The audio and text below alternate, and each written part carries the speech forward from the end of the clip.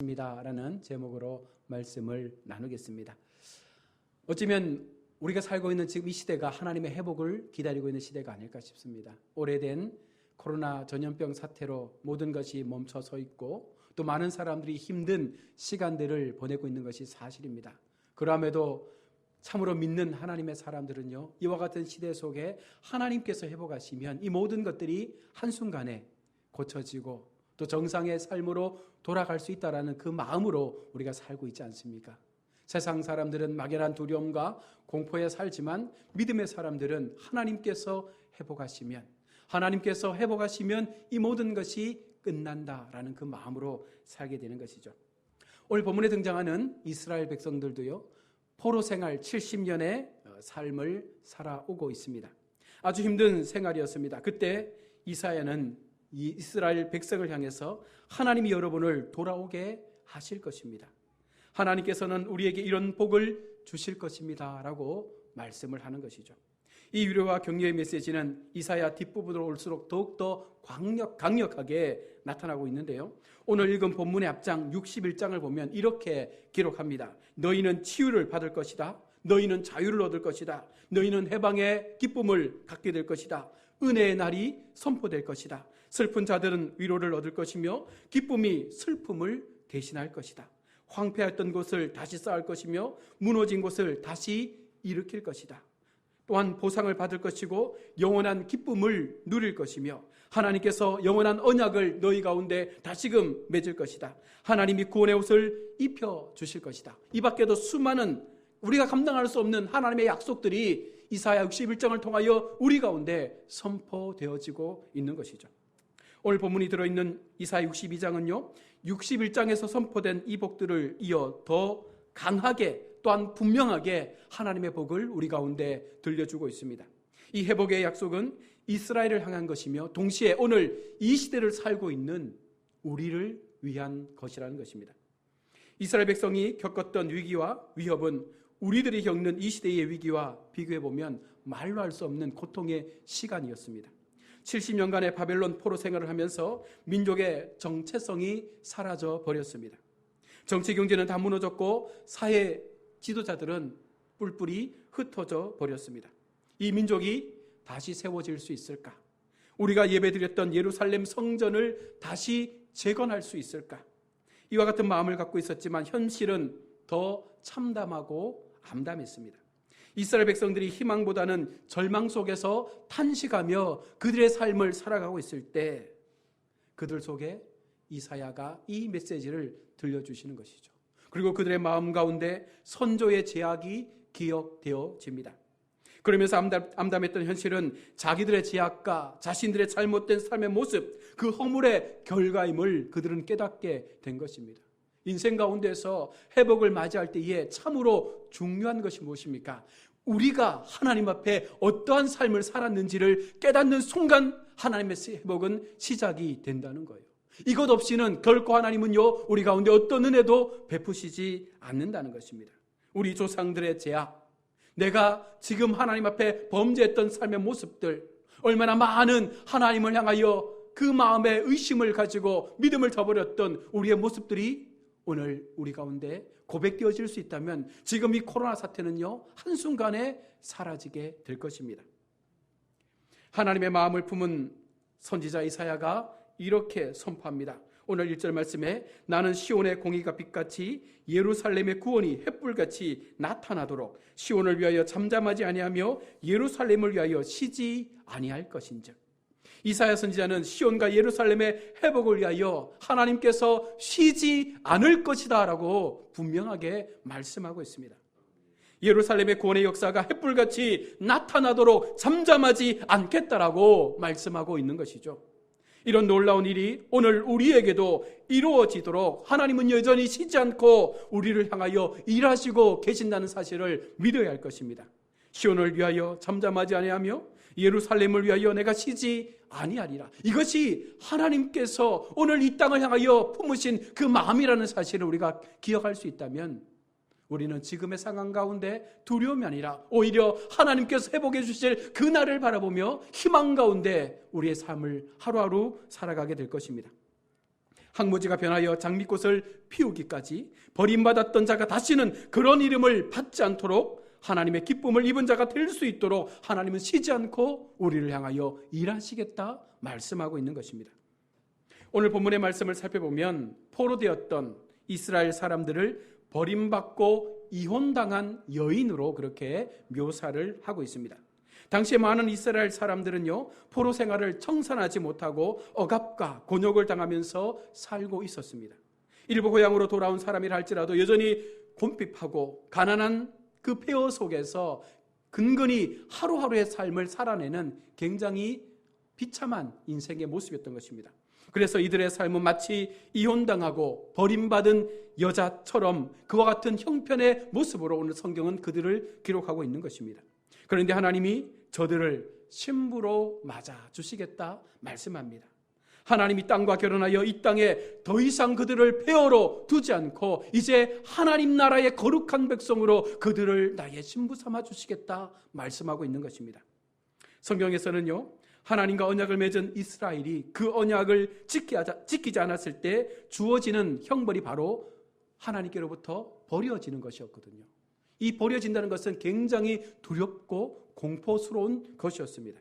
그래서 시편 119편 8절에서 고백합니다. 내가 주의 율례를 지키오려니 나를 아주 버리지 마옵소서. 내가 하나님의 말씀을 지키겠습니다. 나를 버리지 마옵소서. 이스라엘 백성들은요, 하나님 앞에 버림받는다는 것이 얼마나 큰 아픔인지를 알고 있었습니다. 그래서 하나님은요, 이제 그들을 향하여 내가 너희를 버리지 않겠다라고 말씀하고 있는 것입니다. 아담과 하와가 범죄함으로부터 인류는 첫 번째 하나님으로부터 버림받는 사건이 발생하죠. 이때부터 인간은요, 고통의 삶을 시작하게 된 것입니다. 하나님 앞에 버림받으면 자유로울 것 같지만, 하나님으로부터 모든 것에 대하여 자유로움을 누리며 살 수 있을 것 같지만, 그러나 결국은 그것이 우리 인간에게 훨씬 더 큰 고통을 주게 된다는 것입니다. 다윗은 자기의 범죄를 시인한 후에 시편 51편 11절과 12절은 이렇게 고백합니다. 나를 주 앞에서 쫓아내지 마시며 주의 성신을 내게 거두지 마소서. 주의 구원의 즐거움을 내게 회복시키시고 자원하는 심령을 주사 나를 붙드소서. 다윗의 마음 가운데 진정한 회개의 마음을 통하여 하나님 앞에 통회함으로 그 마음을 고백할 때에 그의 고백이 무엇입니까? 나를 주님 앞에서 쫓아내지 마옵소서. 그것이 얼마나 극렬한 고통이었는지를 다윗은 알고 있었던 것입니다. 그러하기에 오직 나를 주님의 그 거룩한 존전 앞에 세우셔서 나로 그 구원의 기쁨을 즐기게 하옵소서라고 고백하고 있는 것 아닙니까? 오늘 이 자리에 함께 예배하는 우리 믿음의 권속들 여러분, 하나님께 버림받는 자가 아니라 마지막까지 하나님 앞에 세워져서 그 구원의 기쁨을 누릴 수 있는 믿음의 걸음들을 걸어가실 수 있기를 바랍니다. 여러분, 오늘 본문을 보시면 하나님께서 우리에게 놀라운 약속을 주십니다.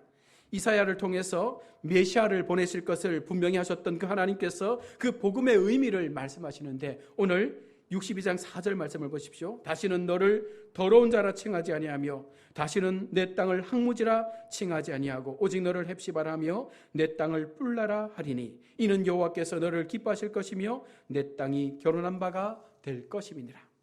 이 당시에 헵시바라는 여인이요, 실제로 살고 있었습니다. 그녀는 히스기야 왕의 아내라고 열왕기하 21장 1절에 말씀하고 있는데요, 이사야 선지자는 여기서 히스기야와 헵시바의 결혼을 통해서 하나님과 하나님 백성의, 다시 말해서 하나님의 교회의 그 결혼을 설명하고 있는 것입니다.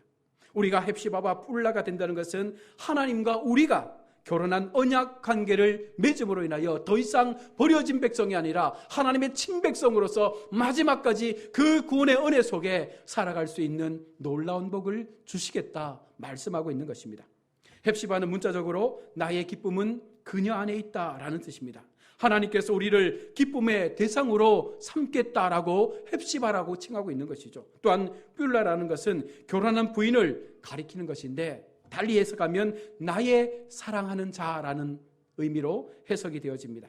본문에서는 결혼했다가 이혼당한 여인, 버림받은 여인에게 사용되어졌습니다. 그러니까 뿔라는 버림받은 여인이었으나 다시 용서함을 받은 여인으로 그 신분이 회복되었다라고 말씀을 하고 있는 것이죠.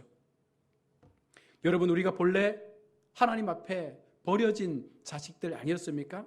본질상 우리는 죄인들이었고 또한 사단의 자녀였고 또한 진노의 대상이었는데, 하나님께서 오늘 우리를 바로 나의 기쁨이며 나의 사랑하는 자녀라고 그렇게 헵시바와 뿔라로 우리를 불러주시고 있다는 것입니다.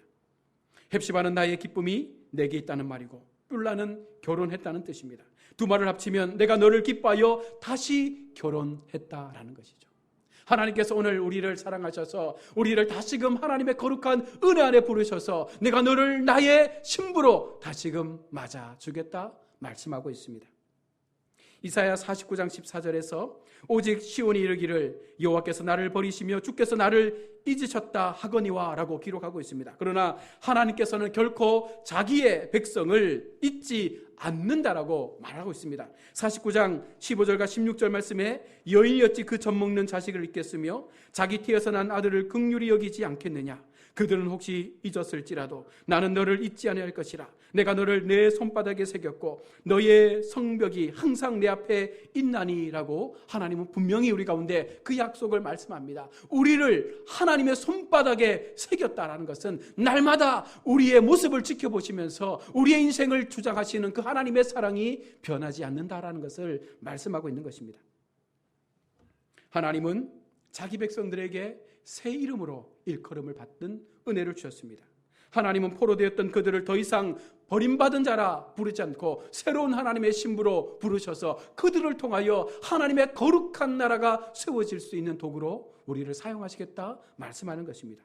이 새 이름의 뜻은 바로 하나님이 기뻐하시는 땅이며 바로 하나님의 신부라는 의미를 가지고 있는 것이죠. 우리는 새 이름 바로 성도라는 이름을 부여받았습니다. 하나님 앞에 거룩한 백성, 하나님께서 택하신 백성, 마지막까지 하나님께서 우리를 지켜주실 그 은혜로운 자로 우리를 하나님께서 불러주셨다는 것입니다. 하나님은 징계를 받아 버려진 자들을 다시 불러 세우사 오늘 62장 3절에 또 여호와의 손에 아름다운 간, 내 하나님의 손에 왕관이 될 것이다 라고 말씀합니다. 과연 그렇게 사랑스러운 사람들로 삼아주신 그 하나님의 사랑은요, 오랫동안 침묵하셨지만 70년의 긴 세월 동안 그들 가운데 침묵했던 하나님처럼 보여졌지만, 그러나 하나님은요, 더 이상 이제는 내가 잠잠하지 않고 너희를 향하여 새 일을 행할 것이다, 너희를 향하여 새로운 하나님의 역사를 이루어갈 것이다 라고 말씀을 하고 있는 것입니다. 머지않은 장래에 그들은 새 이름을 갖게 될 것이다 라고 이사야는 약속을 하고 있는 것입니다. 하나님께 돌아오고 눈물로 간구하며 회개의 기도를 하나님께서 들으시고 이제 그들을 향하여 하나님께서 그 마음을 여시고 하나님의 거룩한 손으로 그들을 지키시겠다 말씀한다는 것입니다. 바로 이것이 하나님의 회복의 은혜인 것이죠. 구약에서 이름이 바뀌어지는 경우가 종종 있었습니다. 믿음의 조상 아브라함의 경우도 처음은 아브라함이었지만 이후에 아브라함이 되었습니다. 아브라함의 뜻은 그냥 높은 아비이지만 아브라함은 열국의 아버지라는 뜻으로 아브라함이 귀하게 사용되어졌죠. 그 안에 사레 또한 처음은 사레였습니다. 나의 공주란 뜻이었죠. 그러나 그 이후에 하나님의 은혜를 받고 그의 이름이 사라로 바뀌어졌을 때 열국의 어머니가 되었던 것입니다. 다시 말하면 오늘 이 이스라엘 백성들이 하나님 앞에 은혜를 받고 새로운 하나님의 신부로 새 이름을 부여받으며 새로운 거룩한 공동체로 세워진다는 것은 다시금 이 땅 가운데 거룩한 하나님의 역사를 펼쳐갈 하나님의 백성으로서의 삶을 살아가게 된다는 것입니다. 4절 말씀에 오직 너를 헵시바라 하며 내 땅을 뿔라라 하리라. 이 말씀을 오늘 우리에게 여러분 동일하게 주시는 것이죠. 오직 너를 헵시바라 하며, 이 말씀을 여러분 나의 말씀으로 생각해 보십시오. 내 이름을 붙여서 오직 최진수를 헵시바라 하며, 여러분 이것이 하나님께서 오늘 우리 가운데 주시는 말씀이에요. 광야 은혜교회를 헵시바라 하며 이 광야 은혜교회를 뿔라라 하리라. 하나님께서 버림받은 세상 가운데 광야 은혜교회를 통하여 예배하는 주님의 백성들을 통하여 그들의 삶을 통하여 다시금 하나님의 거룩한 신부의 삶으로 회복시켜 주시는 그 놀라운 은혜 앞에 이제 우리의 신앙은 달라질 수 있음을 말하고 있는 것입니다. 예루살렘이 바벨론에 멸망한 후에 철저하게 그들은 버려졌습니다. 포로의 신분으로 바벨론으로 끌려간 이후에 더 이상 예루살렘에는요 주인이 없었습니다. 주인 없는 예루살렘은 항무지가 되고 말았습니다. 하지만 이제 그곳은 헵시바며 뷸라가 되어질 것이라고 선언하는 것이죠. 여러분, 지금 세상을 바라볼 때에 여러분 이 대한민국이 아니면 이 지구 전체가 하나님 앞에 버려진 것처럼 보여집니다. 전염병 때문에 온 인류가 수많은 사람들이 죽어나가고 있고 많은 사람들이 고통 가운데 있습니다. 경제가 무너지고 있고 많은 일상이 무너진 이 시대 속에 여러분 우리 속에 하나님의 회복의 약속이 들려진다면 어느 순간 이 땅은 다시금 헵시바와 뿔라가 되는 것입니다. 그것을 기대하기 위해서 오늘 우리가 하나님 앞에 무엇을 해야 될까요? 이스라엘 공동체가 자신들의 조상들의 죄를 기억하고 자신들의 죄를 기억하고 하나님 앞에 회개함으로 그 말씀을 듣고자 하는 길을 열었을 때에 하나님은 바로 이스라엘을 통하여 그들에게 회복의 은혜를 말씀하고 있는 것처럼 오늘 우리에게도 그와 같은 하나님의 회복의 은혜가 우리 마음을 우리의 삶을 바꾸기를 원하신다면 먼저 우리 심령 가운데 하나님의 말씀에 대한 간절함과 그 말씀을 통하여 내 귀가 열려지고 내 마음이 회복되어져서 하나님을 향하여 회개할 수 있는 믿음의 무릎들이 우리 속에 일어나기를 먼저 간구해야 한다는 것입니다. 아버지를 떠났던 탕자가 비록 허물이 있고 아버지에게 씻지 못할 잘못을 짓긴 했지만 그러나 다시 돌아와 그의 신분이 회복되어졌을 때 그는 이전과 동일한 모습으로 하나님의 영광된 삶을 살아가지 않습니까? 여러분, 오늘 우리에게 진정 필요한 것이 무엇입니까? 하나님 앞에 헵시바의 은혜, 그 뷸라의 영광을 얻기 위해서 먼저 하나님 앞에 우리의 마음이 녹아지는, 우리의 마음이 고백되어지는, 우리의 마음이 철저하게 믿음의 무릎으로 하나님을 향하여 기도할 수 있는 자리에 세워져야 한다는 것입니다. 그러면 하나님은 우리를 결코 외면치 않으시고 우리를 하나님의 신부로 기억해 주시겠다 말씀하고 있는 것입니다.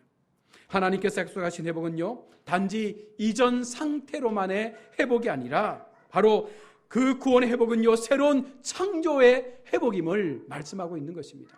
우리에게 회복된 새로운 믿음의 창조는요 하나님께서 베풀어 주시는 놀라운 구원의 회복을 우리 가운데 말씀하고 있는 것입니다. 단순히 우리의 상황이 바뀌는 것이 아니라 지금의 현재의 문제가 해결되어지는 것이 아니라 그것을 뛰어넘는 하나님 나라의 놀라운 은혜와 영광이 우리 가운데 쉴 새 없이 부어지는 바로 그 구원의 은혜를 말씀하고 있는 것입니다.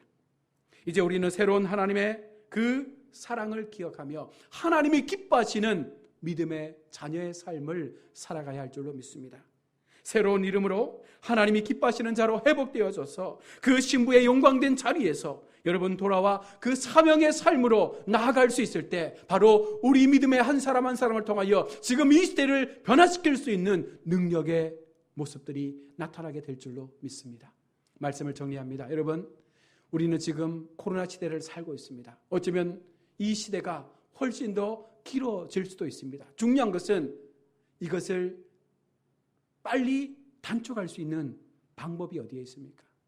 이 땅의 그리스도인들이 하나님 앞에 지금까지 우리가 가졌던 교회의 잘못된 교만함들을 버리고 성도들의 그 교만함과 오만함들을 벗어버리고 우리의 죄악들을 온전하게 자복하며 정말 교회다움의 모습을 회복해서 하나님께서 말씀하시는 그 은혜의 진리 앞에 우리가 세워져서 진정으로 주님의 영광을 위하여 살고자 애쓰는 그 믿음의 그리스도인들이 한 사람 한 사람 세워지기 시작한다면 정말로 회개의 마음으로 온 그리스도인들이 마음을 다하여 과거 평양 대부흥운동의 그 회개의 운동이 오늘 이 땅 가운데 교회를 중심으로 회복되어진다면 코로나는 우리가 알지 못하는 사이에 우리의 삶에서 사라지게 될 줄로 믿습니다. 여러분, 그것이 은혜인 것이죠. 그것이 회복인 것이죠. 우리는 계속해서 기도합니다. 하나님, 코로나를 없애주십시오. 그러나 그보다 먼저 기도해야 될 것이 무엇입니까? 하나님, 우리 속에 잊어버렸던 하나님의 은혜를 회복하게 하여 주옵소서. 놓쳐버렸던 우리의 죄악의 모습들을 고백하게 하여 주옵소서. 내 마음 가운데 하나님을 향하여 우리가 멀리했던 그 교만한 마음들이 무너져서 이제는 회개하는 심령으로 진정 하나님 앞에 거룩함의 옷을 입고 하나님의 자녀다운 삶으로 우리의 눈물에 하나님을 향한 거룩한 눈물들이 일어날 수 있도록, 그 눈물이 마르지 않도록, 우리의 삶에 그 기도의 신은제가 우리 일상 가운데 생겨나지 않도록 그렇게 기도하며 하나님을 찾는 백성들이 많아진다면 반드시 하나님은 이 민족에 놀라운 하나님의 회복의 은혜를 베풀어 주실 줄로 믿습니다. 그 마음을 가지시고 우리 모두가 그 자리의 중심에 서서 나로부터 시작되어지는 우리 한 사람 한 사람의 그 믿음의 중심의 회복을 통하여 일어나는 거룩한 부흥의 역사를 함께 만들어 가시는 저와 여러분 모두가 될